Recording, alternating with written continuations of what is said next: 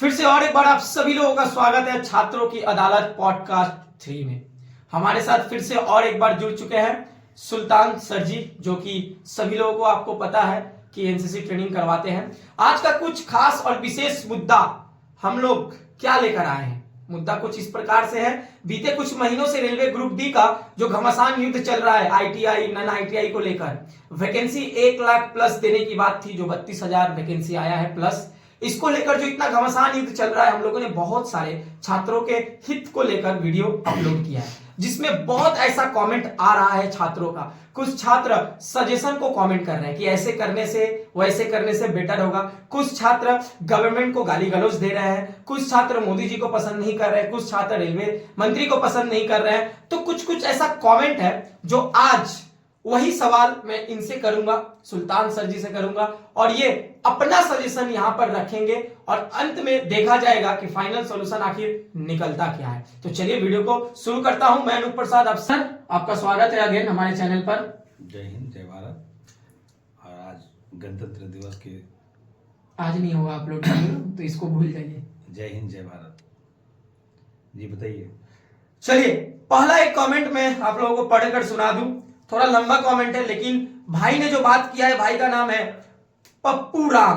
पप्पू राम जी ने कमेंट किया है, मेरा तो मानना यह है कि ग्रुप डी एक सबसे निचली स्तर की नौकरी है जिसमें मजदूरों के रूप में काम करवाया जाता है। आईटीआई वाले को ग्रुप डी में शामिल ही नहीं करना चाहिए। आईटीआई वाले को इंजीनियरिंग ग्रुप के कैटेगरी में बी या सी में रखना चाहिए। हमारे देश की युवा में इतनी टैलेंट है कि जो काम यदि उसको चांस मिले तो वो एक इंजीनियर नहीं कर सकता, लेकिन आईटीआई का बंदा बखूबी देश के लिए कर सकता है।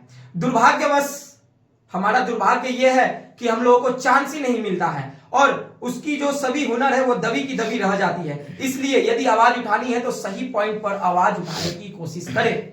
क्या लगता है आपको, पप्पू राम जी का बात में दम है? देखिए, पप्पू राम जी बहुत अच्छा बात बोले हैं कि अगर आईटीआई चाहे तो कुछ भी। सबसे बड़ी बात है कि बी और सी अब जो ग्रेड होता है उसके लिए ऑफिसर लेवल पे चले जाता है, उस पर डिप्लोमा की जरूरत पड़ता है। आईटीआई जो होता है कि वो जस्ट आपको एक बेसिक शिक्षा दिया जाता है जिसको 2 साल का होता है। जैसे हमारे कोई भी बेसिक हम लोग कार्य करते हैं उस पर ट्रेनिंग का जरूरत वो पड़ता है। आप इतना भी फॉरवर्ड नहीं हो पाते हैं कि जिससे आप बी लेवल और सी लेवल पे कार्य कर सकते हैं।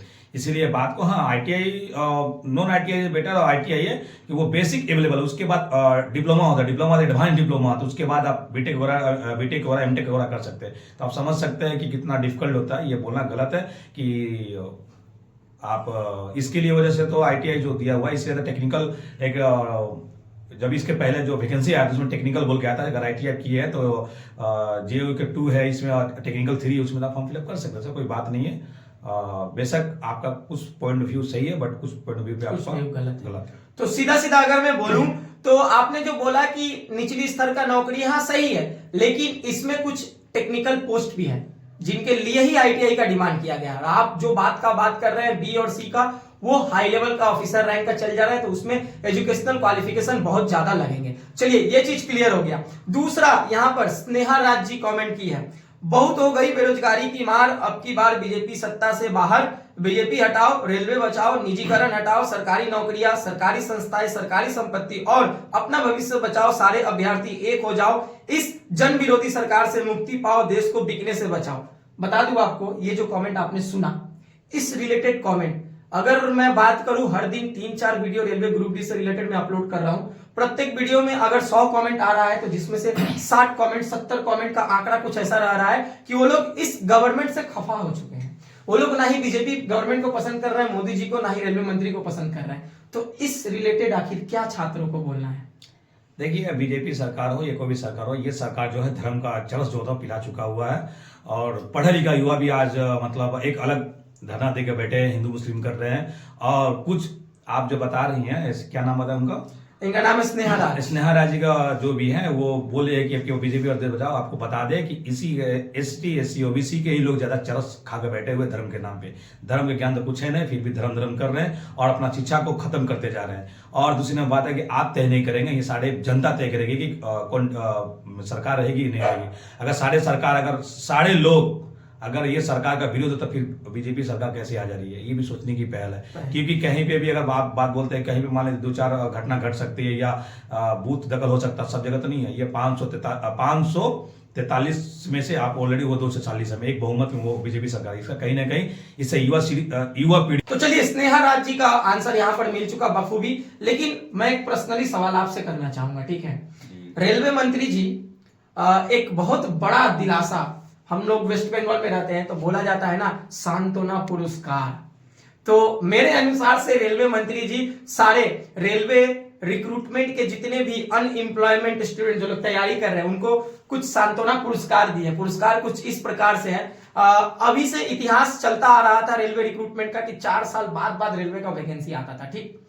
इस साल क्या किया गया, रेलवे मंत्री एक एग्जामिनेशन कैलेंडर को लॉन्च की और खुद अपने मुंह जबानी में बोली कि अब से रेलवे ग्रुप डी का भर्ती के लिए छात्रों को 4 साल नहीं वेट करना होगा। हम लोग हर साल रेलवे में जितने भी पोस्ट है उन सारे पोस्टों का ये मंथ में हर साल इतना इतना वैकेंसी हम लोग लाएंगे। तो सवाल मेरा ये है कि 2024 का अभी तक कोई भी भर्ती का रिजल्ट नहीं घोषित हुआ है। ग्रुप डी अभी फंसा पड़ा है, 2025 आ चुका है, फरवरी मंथ चढ़ चुका है और अभी आरपीएफ का एग्जाम बाकी है। ग्रुप डी कब होगा नहीं पता, एनटीपीसी का एग्जाम कब होगा नहीं पता। तो अभी इतने बड़े बड़े लेवल के एग्जाम मेरे अनुसार इसको कंप्लीट करवाने में ये 2025 खत्म होगा। रिजल्ट कब आएगा, फिजिकल कब होगा, मेडिकल कब होगा, ऊपर वाला जाने। तो फिर ये जो मुहिम है इनका हर साल वैकेंसी देने का, ये क्या आपको साफ क्लियर सही साबित होता हुआ दिख रहा है?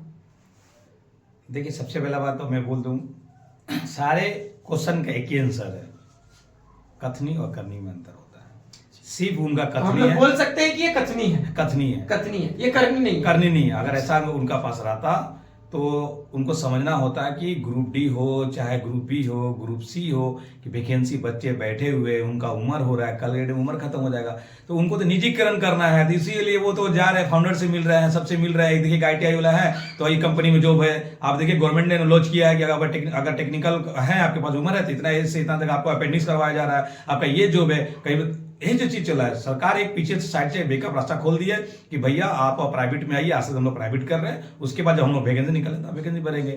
इसलिए कथनी और करनी में अंतर है। आप बोलेंगे हम इतना रोजगार देंगे, रोजगार दे नहीं रहे, सिर्फ बोल रहे हैं, तो बोले उसी में लड़के खुश है। और जहां तक बात है तो ये सरकार जो है, मैंने पर्सनली सिर्फ धर्म को लेकर जोड़ रही है। धर्म का जो बीज है वो बोध चुकी है, उसका हम लोग गंध ले रहे हैं। हम लोग सिर्फ जब कोई बात आता है, कुछ देश का बात आता है, मुद्दा आता है, तो बस वाह वाह वाह वाह ये सरकार ठीक है, फिर उसी का उल्टा आप लोग चिल्लाने लगता है कि भैया हमको रोजगार नहीं मिला। तो दोनों एक पहलू का दूसरा सिक्का। एक चीज चाहिए तो एक चीज को छोड़ना पड़ेगा। धर्म है, धर्म के बारे में पढ़े समझे जाने, क्या है नहीं है सब कुछ। धर्म सबका प्यारा होता है, इसलिए धर्म कभी नहीं करता है बैर करना आपस में।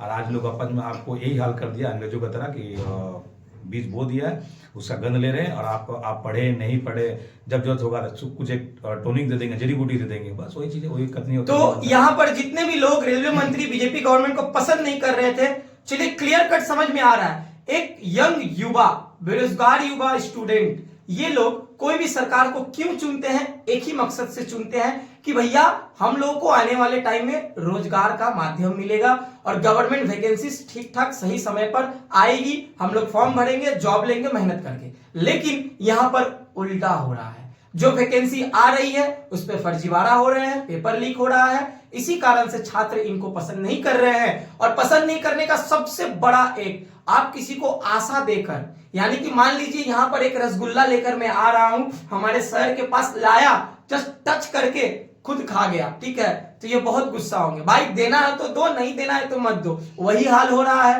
रेलवे मंत्री जी आ रहे हैं, बोल रहे हैं 1 लाख वैकेंसी मैं दिसंबर मंथ में लाऊंगा। दिसंबर आया, 32,000 वैकेंसी आया। रेलवे मंत्री बोल रहे हैं ग्रुप डी भरने के लिए ITI करना होगा तभी भरा जाएगा। लोग करके बैठ गए, अब अचानक यहाँ नोटिस आ रहा है कि भैया ITI हटा दिया गया। तो ये क्या है? ये खिलवाड़ी हो रहा है। तो नापसंद वाला हरकत गवर्नमेंट खुद कर रहा है, अब छात्र नापसंद कर रहे हैं। लास्ट मुद्दा, सबसे बड़ा मुद्दा, मैं पर्सनल ओपिनियन आपका जानना चाहूंगा, क्योंकि हम लोग खुद छात्रों के हित के लिए लड़ाई कर रहे हैं और सोच रहे हैं। क्या लगता है आपको आने वाले टाइम में रेलवे रिक्रूटमेंट सुधरेगा या नहीं सुधरेगा? मुझे तो नहीं लगता नहीं सुधरेगा। नहीं सुधरेगा, एकदम ही नहीं सुधरेगा, क्योंकि वो निजीकरण की तरफ बढ़ चुका हुआ है। अच्छा। और आने वाला समय में आप खुद बेखूबी देख सकेंगे, कुछ पार्ट जो है रह जाएगा सिर्फ नाम के लिए, उसका जाने वाला निजीकरण तय है। आप जितना भी जो भी कुछ कर लीजिए, इसका प्रोसेस चालू हो चुका हुआ है। ये 10 साल में बहुत कुछ कर गया है, आप देखते रहिएगा सिर्फ।